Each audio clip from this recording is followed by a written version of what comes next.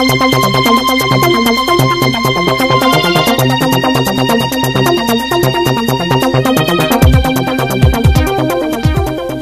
a bancada do TV Com Notícias recebe hoje a deputada estadual Maria Lúcia Amari. O TV Com Notícias está entrevistando uma vez por mês os parlamentares que representam Sorocaba na Assembleia Legislativa e também no Congresso Nacional. Seja bem-vinda, deputada, boa noite. Bom, a semana está começando. Como que está a agenda da deputada? Bom, essa semana vai ser uma semana extremamente agitada, né, por conta de várias ações que vão acontecer na Assembleia Legislativa.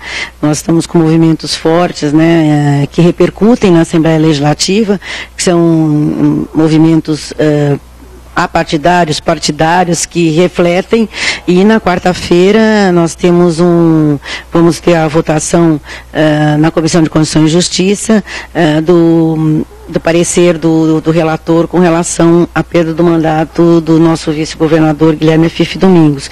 Então deve ser uma audiência longa, né, com alguns debates, porque nós somos em 13 membros na comissão, que vão decidir se prossegue ou não o parecer do relator com relação à perda do mandato. Agora, deputada, a senhora que é presidente da Comissão de Constituição e Justiça da Assembleia Legislativa, esse é um impasse inédito que se criou na Assembleia? Difícil de se resolver? Primeiro que a primeira vez que acontece no estado de São Paulo e segundo consta até em termos de Brasil. Então, para nós ficou uma situação atípica.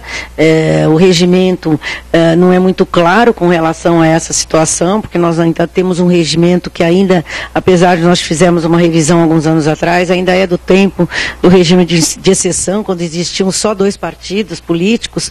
Então, muitas vezes não se consegue atualizá-lo, né, para que ele possa refletir a expectativa da população. Mas esse pedido veio do deputado Janassi, que é do PSOL, né, e no sentido de entender que é incompatível como ministro de Estado, né, no âmbito federal, compatibilizar com a atividade de vice-governador, como aconteceu a semana passada, quando o governador Geraldo Alckmin foi representar São Paulo na França, e ele teve que assumir. Deputada, outra situação bastante preocupante é relativa aí às manifestações em São Paulo, né, que ainda repercutem, inclusive na Assembleia. Qual é a dificuldade? Porque há informações de que no meio dos manifestantes também há criminosos, né? Ali, fazendo uma análise a grosso modo, houve excesso de vários lados, né? Apareceram cenas chocantes de polícia militar sendo agredida, a população sendo agredida. Uma das coisas mais graves que eu achei, os jornalistas, né, no exercício da sua função, foram agredidos. Eu acho que isso compromete a democracia quando acontecem fatos como esses. Faltou, no caso, como a origem do problema foi a questão do aumento da passagem de ônibus no município. Então, acredito que o prefeito Haddad do PT faltou diálogo com a população para que não se chegasse nesse ponto. Agora, no meio desse debate, quer dizer, o pano de fundo, no fundo, é uma insatisfação da população. Nós temos uma inflação camuflada pelo governo federal, uma insatisfação com a corrupção de muitos políticos que repercutem, criam um povo brasileiro se sente traído por alguns políticos pela postura deles. Então, acho que, no fundo, foi um momento que se sentiu vontade, vamos reagir. Então usaram a passagem do ônibus para poder jogar para fora todas as insatisfações por várias coisas que estão acontecendo no país. Agora, tudo que é excesso é mal-vindo, é uma situação extremamente preocupante. O governador Geraldo Alckmin hoje está chamando o grupo, os líderes desse movimento para dialogar. Eu acho que nós temos que dar uma trégua para poder negociar, para que nós possamos não continuar fazendo tantas vítimas como estão acontecendo, né? Então, eu acho que é a imagem do nosso Brasil. Nós estamos às vésperas da Copa do Mundo, isso vai para o Brasil, fora do Brasil, só imagem de violência, de coisas desagradáveis dentro do país. Parece um país desorganizado socialmente. Nós não queremos que essa influência dos Hugo Chávez da vida venha para o nosso país. Nós queremos um país em paz, que é a tradição do brasileiro, né? Aliás, há essa preocupação, porque onde há uma manifestação, há infiltração de elementos que podem e desejam comprometer a figura do Estado, premente. Né? Na verdade, o banditismo que se infiltrou no meio dessa discussão, quer dizer, acaba ganhando, a população já começa a perde antipatia à luta por conta da infiltração. São os baderneiros que se aproveitam para poder manifestar toda aquela coisa ruim, né, de destruir patrimônio público, de agredir a polícia, agredir a população. Então, se nós não fizermos uma trégua e abrirmos um diálogo e colocarmos uma polícia preventiva para que diminuam isso, não é mais possível. São Paulo está ficando uma cidade difícil de se viver, difícil de se deslocar e difícil de circular, né? Existe um pânico na população hoje. Qualquer barulho que se escuta, você pensa que está acontecendo já alguma manifestação. Então, é inadmissível que esse estado de coisas continue a acontecer. E assim, o Partido dos Trabalhadores, como não tinha toda uma tradição de movimentos populares de manifestações na rua, eles não estão conseguindo resolver o problema. Eles não sabem se eles vão contra, vão contra o passado deles. Se eles vão a favor, eles são governo federal e municipal. Então, criou uma situação muito complicada. Então, eu espero que com a mão do governador de São Paulo, o Geraldo Alckmin, entrando nesse diálogo agora, ele possa ajudar e contribuir para que o estado de segurança de São Paulo possa voltar. Agora, na sua avaliação, deputada, separando o direito de manifestação do povo, a influência está também nesse descrédito que veio acontecendo nos últimos anos, desde o julgamento do Mensalão, porque nós temos acompanhado uma série de notícias que desde o julgamento do Mensalão há várias estratégias para não se chegar a um resultado final. E o povo começa a ter uma consciência política maior de que o que está sendo feito não é eticamente correto. A manifestação popular ela é legítima, o direito de greve, direito de manifestar o seu descontentamento. Agora, ela não pode passar de um certo ponto. Passou de um certo ponto, aí atinge a democracia. Eu acho que o que está acontecendo no país, dentro dessa insatisfação, primeiro, existem partidos políticos que estão querendo calar a imprensa, abafar situações.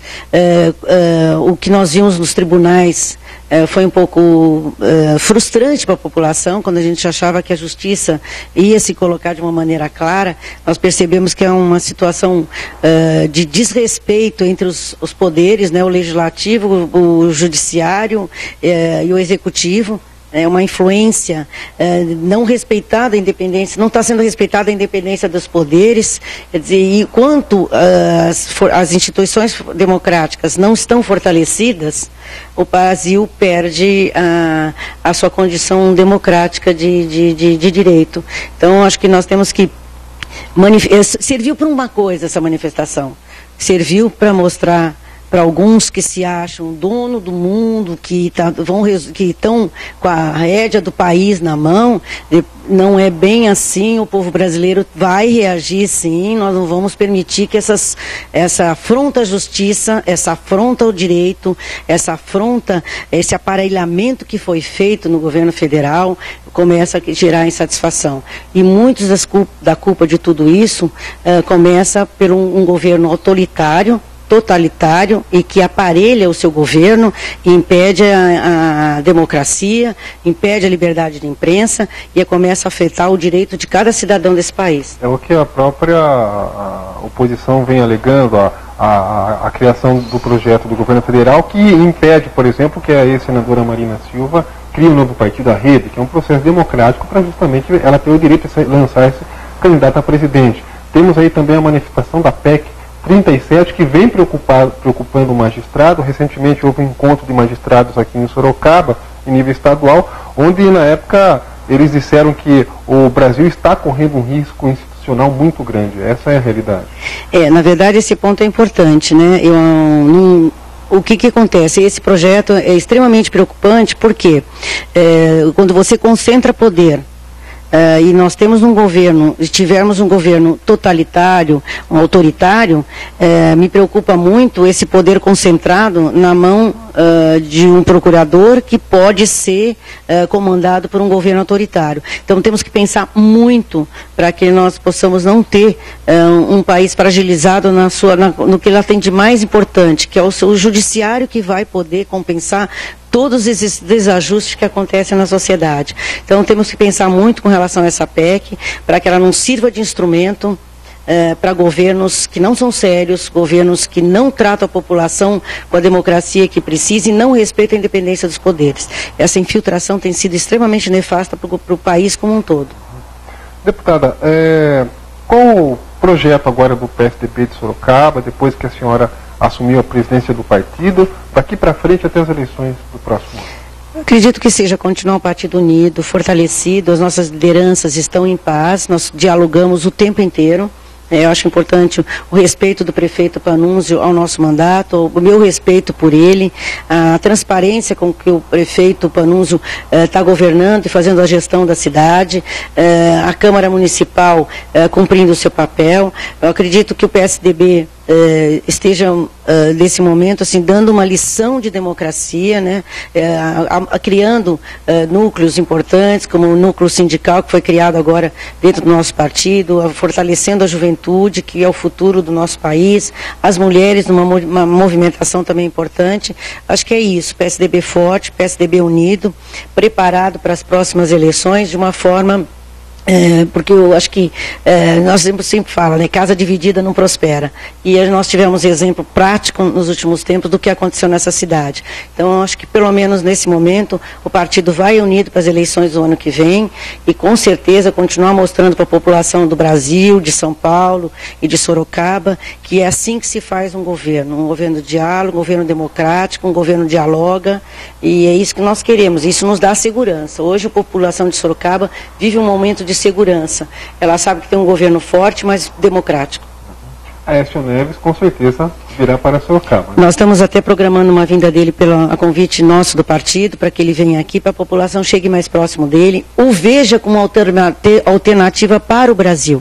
Acho que o povo está cansado dessa transmissão de poder de um para o outro, e o uso da máquina muitas vezes muda a direção de um resultado de uma eleição. Então, acho que é importante o PSDB hoje mostrar uma alternativa de poder, uma proposta de governo, né? Não é um plano de partido, é um plano de governo para a população.